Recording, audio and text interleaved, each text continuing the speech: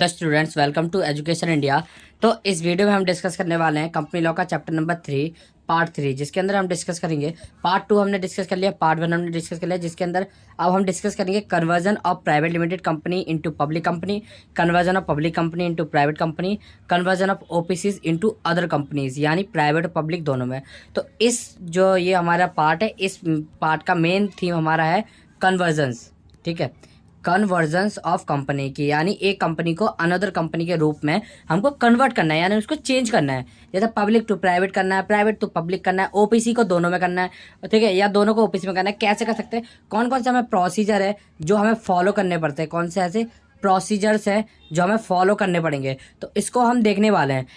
इससे दो पार्ट में हमने क्या डिस्कस किया था वो हम जरा डिस्कस कर लेते हैं। पहले पार्ट में हमने इंट्रोडक्शन वगैरह डिस्कस किया था, और दूसरी चीज डिस्कस की थी incorporation, types of companies on the basis of incorporation, यानी बनने के आधार पर। फिर हमने नेक्स्ट जो अभी हमारी प्रीवियस पार्ट था पार्ट 2, उसके अंदर हमने डिस्कस किया था सब companies on the basis of numbers of members. ठीक है, जिसके अंदर हमने 3-4 कंपनियां पढ़ी थी, public company, private company, OPC and small company. इन चारों को हमने with example with features deeply explain किया था, डिस्कस किया था। जिसको अगर आपने नहीं देखा तो पहले आप वो जाके देखिए, तभी आपको ये जो है टॉपिक समझ में आएगा। ठीक है, तो इस पार्ट के अंदर हम सिंपली सिर्फ ओनली कन्वर्जन का टॉपिक पढ़ने वाले हैं, क्योंकि टॉप जो आपके वीडियो से ना काफ़ी लंबी चली जाती है, इसलिए मैं इनको पार्ट्स में बनाता हूँ। ठीक है, कुछ स्टूडेंट्स होते हैं बोलते हैं सर आप पार्ट में वीडियो क्यों बनाते हो, तो रीज़न यही है कि आप लोगों को अच्छे से समझ में आए। ठीक है, आपको गुड नॉलेज ऑफ एजुकेशन मिले, आपको प्योर नॉलेज मिले, और आपको अच्छे से समझ में आए। इसलिए मैं अपनी पूरी कोशिश करता हूँ कि मैं इसको अच्छे से अच्छे पार्ट्स में डिवाइड कर सकता हूँ, कम से कम पार्ट्स हो और अच्छे से अच्छे नॉलेज हो, और ज़्यादा टाइम भी ना लगे। 15-20 मिनट की वीडियो में सब हो जाए। लेकिन कुछ वीडियोस होते हैं जो ज़्यादा लंबी खिंच जाती हैं, तो उसके लिए इसलिए मैं पार्ट्स में बनाता हूँ। ठीक है, तो आप लोग पार्ट्स में वीडियो देखना, और बाकी आपके एग्जाम से पहले 1 शॉर्ट वीडियो हर चैप्टर की आपको अवेलेबल करवा दी जाएगी। और हाँ, जो इसकी प्लेलिस्ट है और एचआरएम की जो प्लेलिस्ट है वो रेडी हो चुकी है। जितने भी अब तक चैप्टर हमने डिस्कस किए हैं वो सारे चैप्टर प्लेलिस्ट के अंदर अपलोड हो चुके हैं, तो आप उसको भी जाके चेकआउट कर सकते हो। उसका जो लिंक है वो मैं डिस्क्रिप्शन बॉक्स में डाल दूंगा, वीडियो के लास्ट में भी दे दूंगा। और आप टेलीग्राम ग्रुप भी ज्वाइन कर लेना हमारा, उस पर भी आपको अपडेट मिलती रहेगी। ठीक है, आपके कॉलेज से रिगार्डिंग और आपके स्टडी से रिगार्डिंग। ठीक है, तो चलो अब चैप्टर को शुरू करते हैं। तो सबसे पहले देखते हैं कन्वर्जन। देखो, कन्वर्जन का सिंपल मतलब होता है कि किसी को चेंज करना। कन्वर्जन का मतलब हम बोलो कन्वर्जन को हम एक तरह से चेंज भी बोलते हैं। ठीक है, इसका मतलब होता है चेंज करना, कि भाई हमें किसी कंपनी को दूसरी कंपनी में चेंज करना है। ठीक है, अब देखो conversion of private limited company into public company, यानी प्राइवेट कंपनी को पब्लिक कंपनी में कन्वर्जन किस तरह किया जाता है वो देखते हैं। Section 14 of companies act 2013 play an important role during conversion of a private company into public company, यानी जो सेक्शन 14 है कंपनीज एक्ट 2013 का, वो एक वाइटल यानी इंपॉर्टेंट रोल प्ले करता है किसमें, during the conversion of private company into public company. यानी जब भी हम प्राइवेट टू पब्लिक में कन्वर्जन करते हैं उसके ड्यूरिंग यानी दौरान, यानी जब हम उसको करते हैं तो उसके बीच में उसके दौरान जो भी हमारे रूल्स वगैरह होते हैं ना वो सारे सेक्शन 14 के हिसाब से होते हैं। इसलिए जो सेक्शन 14 है वो इसमें बहुत बड़ा वाइटल रोल प्ले करता है। ठीक है, conversion of a private company into public company involves alteration of AOA और private company under section which complete without passing special resolution that in the general meeting. ठीक है, यानी कि देखो अगर आप प्राइवेट टू पब्लिक में जाते हो तो आपको एओए अपना चेंज करना पड़ेगा। ठीक है, जो भी आपकी शेयर्स की डिटेल्स हैं, आपके डायरेक्टर्स की डिटेल्स सब आपको चेंज करने की पड़ेगी, मॉडिफाई करनी पड़ेगी, तो आपको एओए जो है आपको चेंज करना पड़ेगा। अब एओए क्या होता है, एओए एक इंटरनल डॉक्यूमेंट होता है कंपनी का, जो बाहर जो एक्सटर्नल यूजर्स है उनको नहीं बताया जाता। ठीक है, ये खाली कॉन्फिडेंशियल होता है, जो सिर्फ कंपनी में ही होता है। ठीक है, कंपनी के इंटरनल मेंबर्स को ही बताया जाता है। इसको हम पढ़ेंगे आगे के चैप्टर में। ठीक है, 6th चैप्टर आई थिंक इसका। ठीक है, और जो भी आपका जो है ये आप अगर आप कोई भी विदाउट पैसे, तो आप कोई भी विदाउट स्पेशल रेजोल्यूशन पास करें कोई भी कन्वर्जन नहीं कर सकते हो।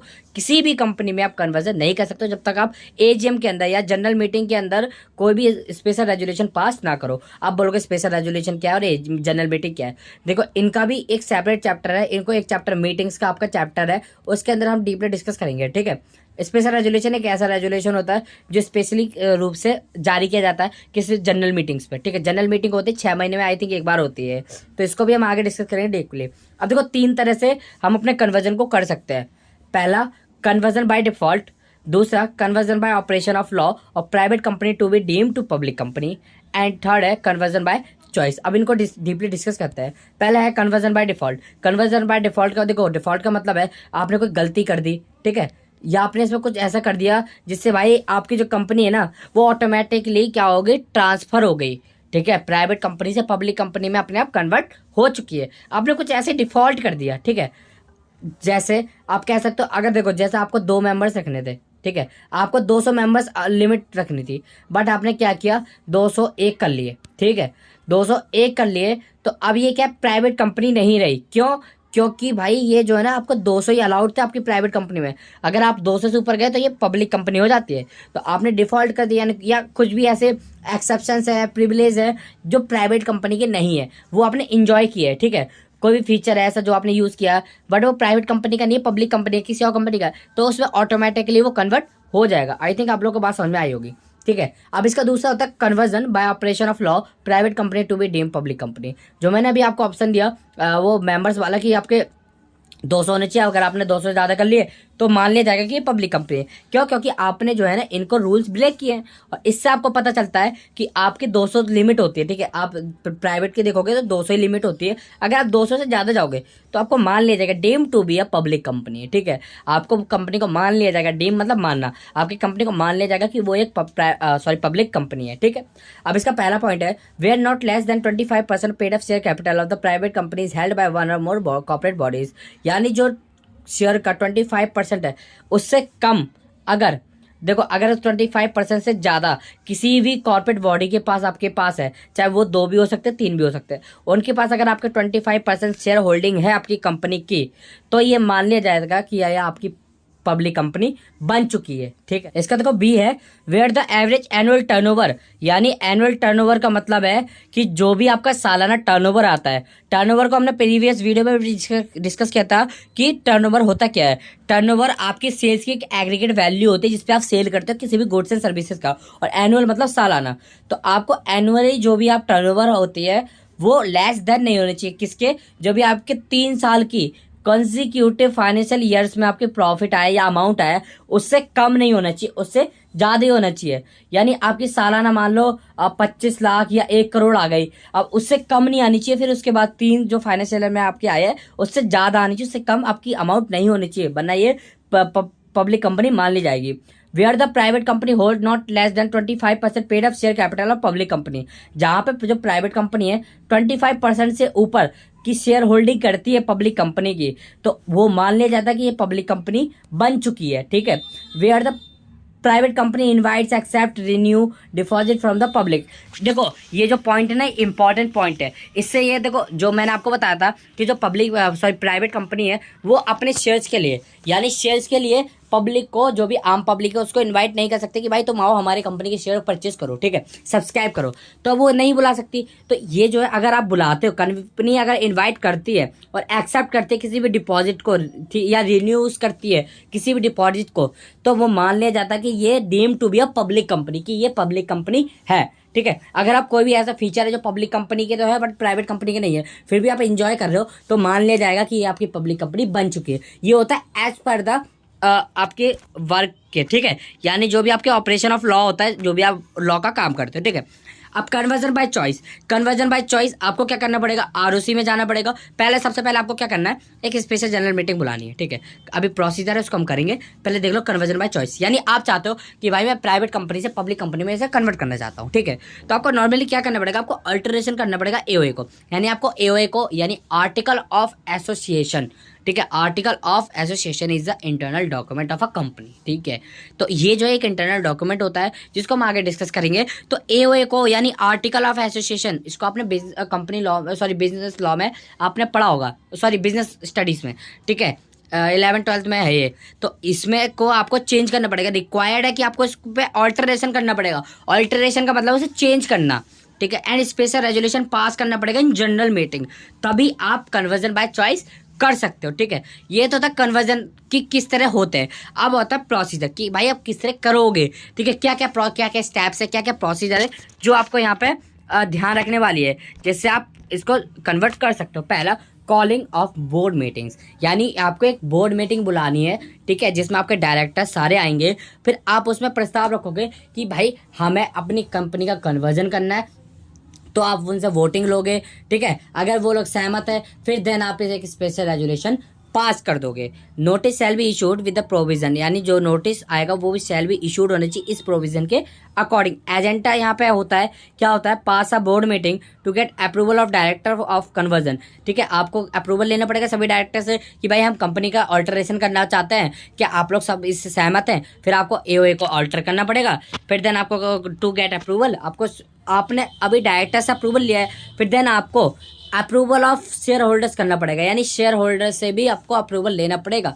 क्यों? क्योंकि आपके कंपनी के कर्ता धर्ता मेन कौन होते हैं? शेयर होल्डर्स, जो पैसा इन्वेस्ट करते हैं आपकी कंपनी में। तो आपको वहां से वो करना पड़ेगा। वो भी कैसे करोगे? आपको time date and place should be fixed, यानी आपको फिक्स करनी पड़ेगी कि आपको एक extraordinary general meeting, EGM कहते हैं हम इसे, ये आपको बुलानी पड़ेगी, ठीक है। और यहाँ पे आपको एक स्पेशल रेजोल्यूशन पास करना पड़ेगा जिसमें आपके जितने भी कंपनी के शेयर होल्डर्स हैं, यानी कर्ता धर्ता है, वो सब आएंगे। फिर आप उनसे भी, अभी डायरेक्टर से तो ले लिया आपने, ठीक है, जनरल मीटिंग में, अब आप ईजीएम रखोगे एक्स्ट्रा ऑर्डिनरी जनरल मीटिंग, ठीक है। अब आप उसमें भी अप्रूवल लोगे शेयर होल्डर से कि भाई क्या आप लोग सहमत है इस बात से, ठीक है।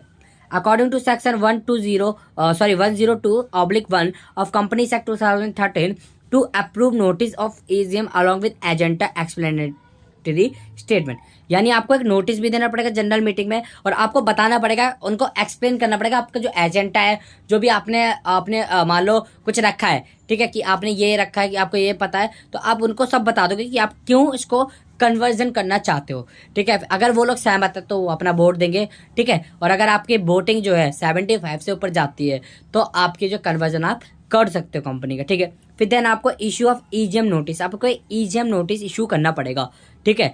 एक्स्ट्रा ऑर्डिनरी जनरल मीटिंग के अंदर आपको एक members, director, auditors of the company according with the provision, ठीक है, आपको एक नोटिस जारी करना पड़ेगा जिसमें आपका ये लिखा होगा कि भाई हमें अप्रूवल लेना चाहते हैं, कि आप लोग अप्रूव करते हो। फिर देन अगर वो अप्रूव करते हैं तो holding of extra general meeting, ये हो गया। आरओसी में आपको फॉर्म फिलिंग करना है, आपको आपके डायरेक्टर से प्लस शेयर होल्डर से दोनों से अप्रूवल मिल गया तो देन आपको क्या करना है, आरओसी में जाना है, ठीक है। आरओसी मतलब होता है रजिस्ट्रार्स ऑफ कंपनीज। देन आपको इसके लिए क्या करना है, एमसीए के पोर्टल पे जाना है, ठीक है। जो भी आपके कंपनी के एलएलपी के काम होता है वो सब एमसीए ही देखता है, एमसीए होता है, ठीक है। तो आपको यहाँ से देखना पड़ेगा, आपको कुछ ई फॉर्म भरने पड़ेंगे आरओसी में, डिफरेंस स्टेजेस होते हैं, ठीक है। ई फॉर्म MGT 14 भरना पड़ेगा आपको, for filling special resolution with ROC pass for the conversion of, ठीक है। आप यहाँ पे स्पेशल रेजुलेशन लगाओगे, ठीक है, जो आपने पास किया होगा जनरल मीटिंग में इस कन्वर्जन के लिए, ठीक है। आपको MGT 14 फिल करना कंसर्न विद इन 30 डेज। जब भी आप स्पेशल रेजुलेशन पास करोगे, यानी बोर्ड मीटिंग बुलाओगे, उसके जब स्पेशल रेजुलेशन पास कर तभी करोगे, फिर उसके 30 दिन के अंदर अंदर आपको आरओसी में MGT 14 भरना पड़ेगा, ठीक है। उसके बाद आपको दोबारा मीटिंग बुलानी पड़ेगी, दोबारा आपको रेजुलेशन पास करना पड़ेगा, passing resolution in the EGM। First we have to file MGT 14, ठीक है। फिर SRN नंबर मिल जाएगा आपको, फॉर्म मिल जाएगा, MGT will be use INC 27। देखो आपने MGT 14 भर दिया, अब उसके बाद आपको INC 27 भरना है, ठीक है, जिसमें आपको डिटेल्स देनी पड़ेगी। फिर देन आप जब फॉर्म भरोगे तो MGT 14 में क्या क्या आपको अटैचमेंट देनी है वो देख लो, क्या क्या डॉक्यूमेंट आपको देने हैं। पहला आपको देना है, आपको जो भी आपने नोटिस दिया एक्सप्लेनेटरी, ठीक है, यानी आपने समझाते हुए जो भी आपने अच्छे से समझाया, एक्सप्लेन किया है, स्टेटमेंट है कि भाई आप क्यों कन्वर्ट करना चाहते हो, वो यहाँ पे आपको लगाना है। Plus certifying true copy of special resolution, यानी आपको जो भी स्पेशल रेजुलेशन पास किया है उसकी एक कॉपी लगेगी यहाँ पे। प्लस आपको MOA और AOA भी ऑल्टर करना पड़ेगा। अगर आप कोई भी चेंजेस कर रहे हो, ठीक है, आप प्राइवेट से पब्लिक कर रहे हो तो वहाँ पे आपको चेंज करने पड़ेंगे, मेंबर्स 2 से 7 करने पड़ेंगे, ठीक है, आपको 7 करने पड़ेंगे। प्लस जो उसकी फीस होगी वो भी आपको देना पड़ेगा। फिर आपको फॉर्म INC 27 बनना है, ठीक है, एज पर द रूल। आपको आरओसी में ठीक है, ये बनना है। अब देख लेते हैं, then scrutinize and verification of document done, then some post conversion formalities follow. जब आप कुछ जो भी फॉलो कर लेते हो फॉर्मेलिटीज, तो आपका नहीं की जाती है, ठीक है। सिक्योरिटी नहीं मतलब होता है चेक करना।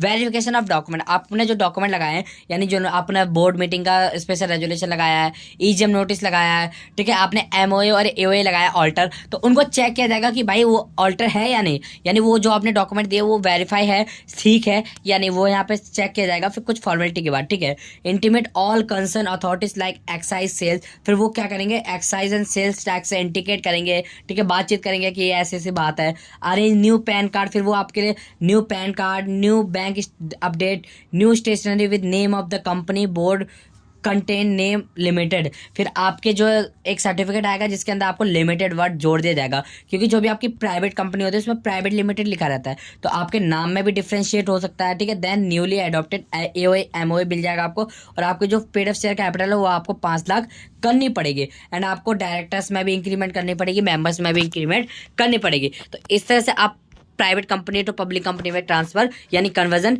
कर सकते हो, ठीक है। आपको देखो मैं बता देता हूँ, अब डिस्कस करते हैं पब्लिक कंपनी का, ठीक। अगर आपको public company into private company में कन्वर्जन करना है तो किस तरह कर सकते हो। Section 13 of companies act 2013 says about the alteration of MOA, ठीक है, यानी memorandum of association. Term section 61 power of limited company to alter its share capital of act, ठीक है। ये आपको आई थिंक समझ में आया होगा। तो आगे चलते हैं। देखो ये तो नॉर्मल चीज़ है कि आपको ये रूल फॉलो करना है। स्टेप क्या है, स्टेप देख लेते हैं। वो तो नॉर्मल चीज़ जो हमने प्राइवेट में फॉलो की यही यहाँ पे वो भी फॉलो करने पड़ेंगे। अब स्टेप है पहला बोर्ड मीटिंग, आपको पहले बोर्ड मीटिंग मिलानी पड़ेगी, ठीक है। फिर रिप्रेजेंटेटिव आपको देखना पड़ेगा कि कौन कौन आपका ऑथराइज है, ठीक है, इसमें कौन कौन आपका कन्वर्जन में पार्ट बनने वाला है। आपको स्पेशल रेजुलेशन, एक रेजुलेशन भी पास करना पड़ेगा, चाहे वो स्पेशल भी हो सकता है, नॉर्मल भी हो सकता है। जनरल मीटिंग, ठीक है, आपको डिसीजन लेना है, ये आपको पता है। ई फॉर्म, आपको एक ई फॉर्म बनना है, ठीक है, जो होगा आपका, आपको फाइल करना है। डिसीजन लिया है आपने तो क्यों लिया है, ठीक है। एप्लीकेशन देनी पड़ेगी आपको आरओसी को, एक जिसमें रीजनल डायरेक्टर सबके सिग्नेचर होंगे। डॉक्यूमेंट जो भी आपके मेंशन होते हैं वो आपको देने पड़ेगी, फीस देनी पड़ेगी, ठीक है। फिर आपको list of creditor and debenture are needed to next with the application. आपको जो भी आपके क्रेडिटर्स हैं, डिवेंचर होल्डर है, सॉरी, उनकी भी आपको लिस्ट लगानी पड़ेगी ताकि उनसे भी अप्रूवल ले सके। फिर आपको फॉर्म INC 25 बनना है, जो आपको 13 डेज के अंदर आपको देना पड़ेगा, ठीक है। जब भी आपने रेजुलेशन पास किया होगा तब आपको देना पड़ेगा, ठीक है, जिससे आपका जो है न्यू जो आपका फ्रेश सर्टिफिकेट है वो आपको आ जाएगा। ऑर्डर ऑफ अप्रूवल, फिर आपको अप्रूवल का ऑर्डर आएगा या रिजेक्शन का या रीसबमिशन का, ठीक है, जो भी आपको आएगा वो आपको देखना है। अगर हियरिंग आती है तो हियरिंग आने के 30 दिन के अंदर अंदर आपको हियरिंग को देख लेना है कि भाई कुछ हो सकता है आपके डॉक्यूमेंट कुछ मिसमैच हो जाए, ठीक है, सिग्नेचर मिसमैच हो जाए, तो उसकी वजह से आ सकती है, तो वो आपको वहाँ पे 30 दिन के अंदर अंदर उसे सॉल्व कर देना। Conversion shall not pass if there is any case pending against the company, अगर कंपनी के खिलाफ कोई भी केस पेंडिंग होगा तो कन्वर्जन कंप्लीट नहीं होगा। Conversion order has filed, conversion का ऑर्डर होगा INC 28 फाइल करना विद इन 15 डेज। जब भी आप रिसिप्ट ऑफ ऑर्डर मिलता है, यानी आपको ऑर्डर मिल जाता है अप्रूवल का, तो उसके 15 डे के अंदर अंदर आपको फॉर्म नंबर INC 28 भरना पड़ेगा, ठीक है। ये था आपका पब्लिक टू प्राइवेट। अब अगर आपको OPC से अदर कंपनी में जाना है तो आपको सिंपल क्या करना पड़ेगा, मिनिस्ट्री ऑफ कॉर्पोरेट अफेयर्स में जाना पड़ेगा, यानी MCA, ये MCA की फुल फॉर्म, ठीक है। MCA के उसमें जाना पड़ेगा पोर्टल पे, government of India issue the companies incorporation, ठीक है, वहाँ पे आपको जाना पड़ेगा और आपको कन्वर्जन के लिए अप्लाई करना पड़ेगा। पहला conversion by operation of law, ये आपको पता है ऑपरेशन ऑफ लॉ होता है, क्यों कैसे होता है वो देख लेते हैं। When the paid up share capital of an OPC exit limit, जहाँ पे OPC की जो पेड अप शेयर कैपिटल है वो लिमिट 50 लाख से एग्जिट कर जाती है, या उसकी जो टर्नओवर है, ठीक है, 2 करोड़ से एग्जिस्ट कर जाती है, तो ये हो जाता है कि भाई ये किसी और कंपनी में एप्लीकेबल हो जाती है। Such OPC shall be required to convert itself, यानी वो जो OPC है वो within 6 month into either a public company with 2 members, ठीक है। ये 6 महीने के अंदर जब वो इनकॉर्पोरेट हुई है उसके 6 महीने के अंदर अंदर वो प्राइवेट कंपनी में या पब्लिक कंपनी में कन्वर्ट हो सकती है। इट सेल भी ऑल्टर, उसका MOA और AOA से ऑल्टर करना पड़ेगा, स्पेशल रेजुलेशन पास करना पड़ेगा, देन बाकी सब वही है। कन्वर्जन बाय चॉइस का मतलब है कि वो खुद होना चाहती है, तो उसको भी होने के लिए सेम जो प्रोसीजर है वो सब जो अभी हमने प्रोसीजर डिस्कस किए कि जनरल मीटिंग बुलानी है, फॉर्म भरना है, ये तो ये सब ये इसमें भी आपका अप्लाई होता है, ठीक है। यहाँ पे भी आपको फॉर्म वगैरह फिलिंग करनी पड़ेगी MCA पोर्टल पे जाके, ठीक है। तो ये थी आज की हमारी कन्वर्जन का टॉपिक जो हमने डिस्कस कर लिया है। आई होप आप लोग को वीडियो अच्छी लगी होगी। वीडियो अच्छी लगे तो लाइक कर देना, चैनल पर नहीं तो चैनल को सब्सक्राइब कर देना और वीडियो को शेयर भी कर देना दोस्तों के साथ। इसके बाद एक और पार्ट आएगा जिसमें हम डिफरेंस डिस्कस करने वाला है, difference between public and private company only, ठीक है। वो ज़्यादा बड़ी नहीं होगी, ठीक है, उसको मैंने डिफरेंट को और कन्वर्जन को अलग अलग रखा है इसलिए ताकि आपको समझ में आ जाए, ठीक है। तो मिलते हैं नेक्स्ट वीडियो में। Thank you so much for watching.